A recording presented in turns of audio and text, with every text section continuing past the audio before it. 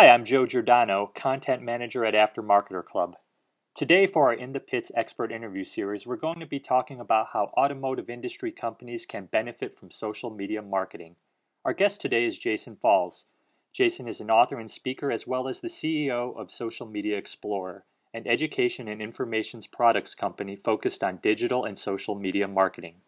Jason has been noted as the top influencer in social media technology and the marketing space by such names as Forbes, Entrepreneur, and Advertising Age.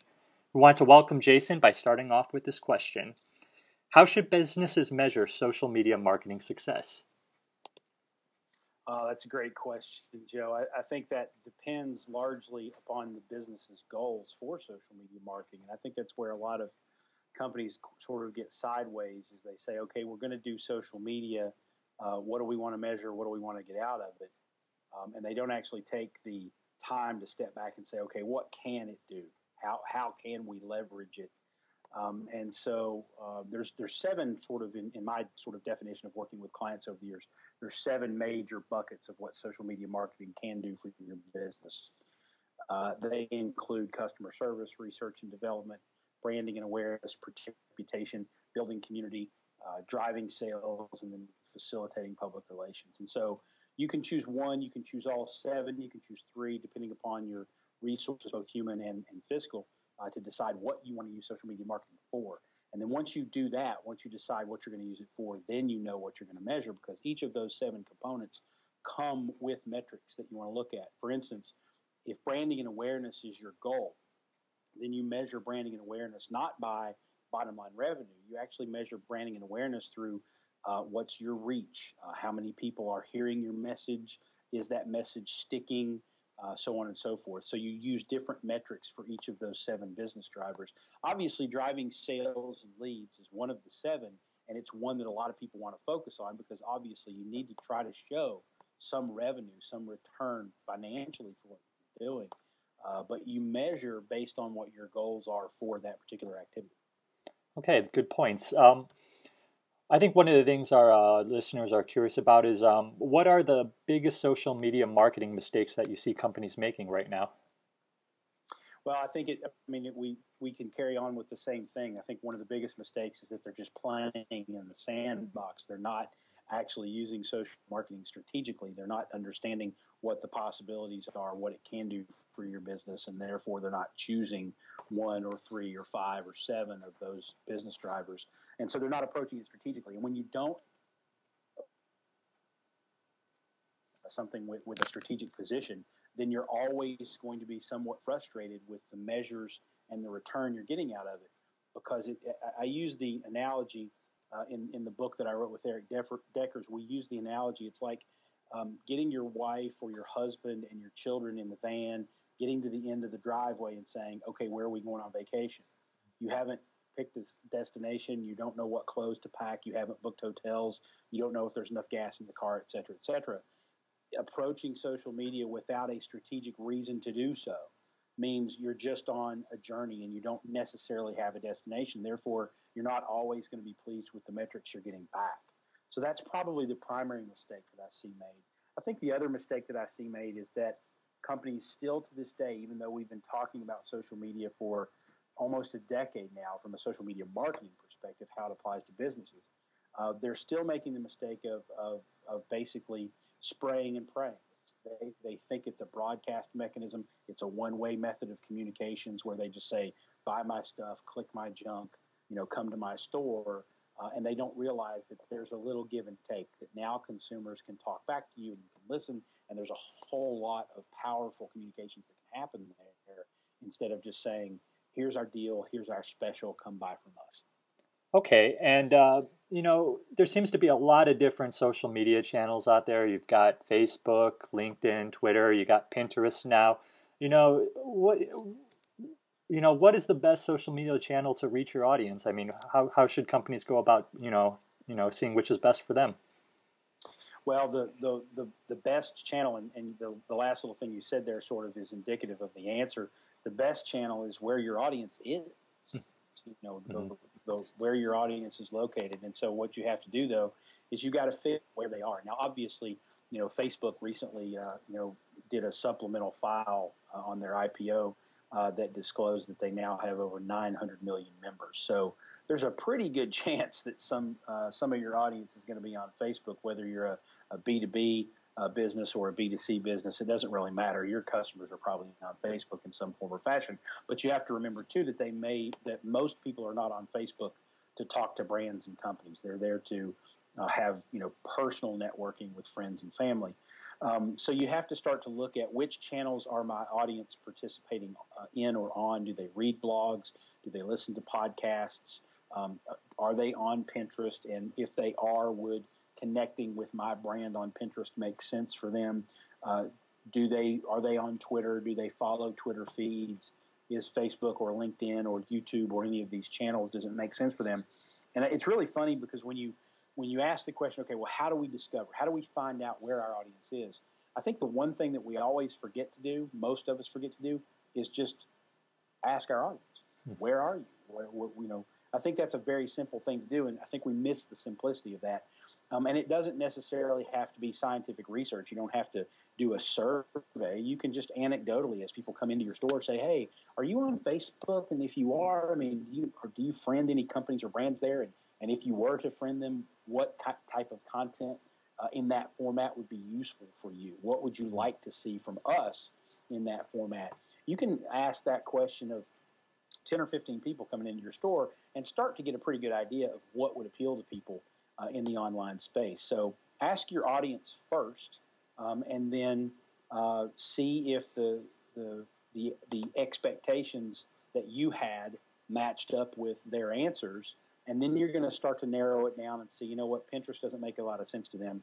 They're all on Facebook, but they really engage more with brands on Twitter. That might be where you come out on all this. And if that's the case, then maybe you focus more on Twitter. I wouldn't ignore Facebook. There's so many people there. But I think it's a lot harder for brands to break through clutter on. Okay. Now, I know you mentioned Facebook, obviously, as being one of the big ones. One of the things automotive industry companies are always looking to do is increase their following on their Facebook page. What are some good ways to get those numbers up and get people on following your brand on Facebook? Sure. Well, I think the best answer to that question is you've got to provide really good content on Facebook that is interesting and engaging and enlightening to that audience, whether that's asking them questions or providing pictures or little videos of how to do something with your product or service. I think the compelling content is always going to win. Understand, though, that Facebook has even come out and said, pardon me, with their new advertising platforms and whatnot, that basically a brand's just organic content that you post, that you basically got about a 16% chance of that individual piece of content getting in front of the random, a standard Facebook user because of the number of friends and whatnot. New research from Edison and Arbitron has come out recently that says that from the age group of, I think it's 25 to 54, or it might be 25 to 45, somewhere in that range, or that sweet spot of buyers for most people. Those people on Facebook have an average of something like 260 to 350 friends. And so that actually decreases that percentage chance that you're going to get something organically in the news stream. And so what that means is, in order to be able to get something in someone's newsfeed, in order to gain that edge rank algorithm that decides what content people see when they log into Facebook, your content has to be really good. It has to be good enough for people to like it, for people to comment on it. And the more people that do, the higher up the rank that goes. It's kind of like a Google search result. The more activity around your individual piece of content you have, the more chance it has of being in front of more eyeballs when they log into Facebook. So in order to get more likes on Facebook, you've got to provide really compelling content that is very shareable, that makes people want to say, holy crap, this is something I've got to let my friends know about, or that I want to like, or that I want to email to someone or share.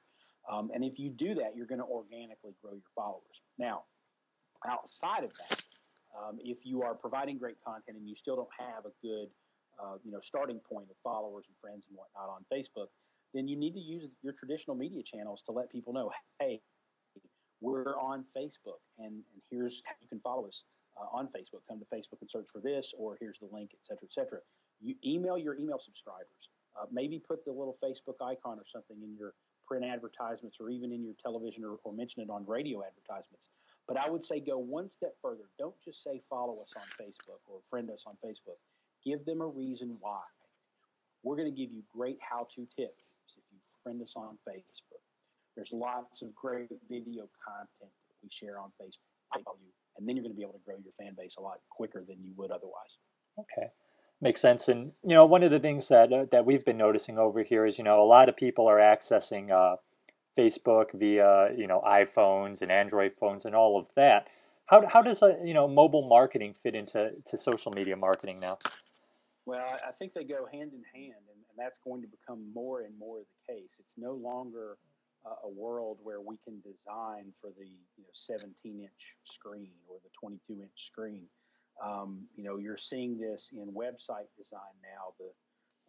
The sort of next wave of websites and the trend right now is called responsive design, so that when someone visits your website on a tablet, it looks great, and then when they visit it on a 3-inch, iPhone or Android screen, it looks great as well. And then it also looks good on the traditional laptop or desktop monitor. So we're having more and more, as digital marketers, we're having to consider the fact that the standard, desktop PC computer screen is not what we're designing for anymore. And that goes everything from the graphic look and feel to the core functionality. One of the websites, and I'm not talking about necessarily social media here, I'll touch on that in just a second, but one of the websites that I hold up as a prime example of what you want to shoot for from a mobile experience is the Papa John's website. And I don't just say that because they're my homeboys here in Louisville. I don't work with them. I'm not trying to endorse them.